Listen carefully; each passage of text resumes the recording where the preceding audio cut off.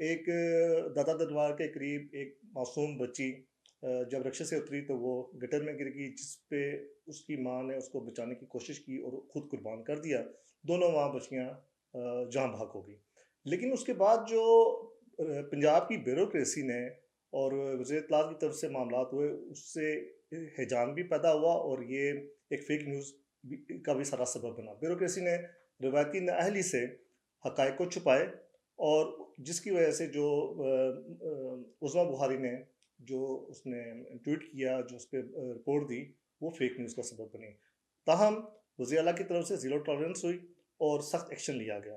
اس سارے واقعے پہ آپ اس کی تفصیل بتائیں اور اس پہ آپ کیا کہتے ہیں؟ عابد صاحب، یہ کوئی ایسا سادہ سا واقعہ نہیں ہے جس طرح سادگی سے آپ نے بیان کر دی ہے۔ آپ ذرا تصور کریں، ایک فیملی آتی ہے لاہور میں سیر کے لیے، وہ داتا دربار آتے ہیں سلام کرنے کے لیے۔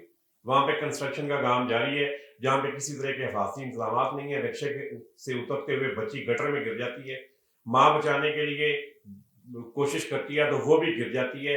شوہر شور مچاتا ہے کہ میری بیوی اور بیٹی جو ہیں وہ گٹر میں گر گئے ہیں، تو 1122 آتی ہے اور وہ کہتے ہیں کہ جی کوئی نہیں گری شری، یہ جھوٹ بول رہا ہے، یہ فیک نیوز پھیلا رہا ہے، اور یہ یہاں پہ تماشا لگا رہا ہے۔ وہ تو سوشل میڈیا پہ آئے گا سر۔ پولیس اس کو نہیں بات سنیں نا، پولیس اس کو پکڑ کے لے جاتی ہے، تھانے لے جاتے ہیں، اس کو تشدد کا نشانہ بناتے ہیں، اس کو فیک نیوز پھیلانے کا مجرم بنا کے پیش کیا جاتا ہے۔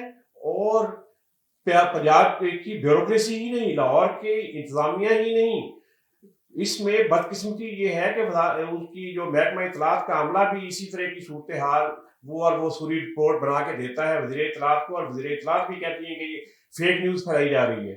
لیکن 2 گھنٹے کے بعد معاملات کا یہ پتہ چلا کہ وہ نالا جس میں وہ گری گٹر میں، وہ آگے جا کے آؤٹ فال ڈرین میں گرتا ہے لاہور میں۔ میں کیونکہ لاہور میں رہا ہوں تو مجھے اس سارے علاقے کا بھی پتہ ہے۔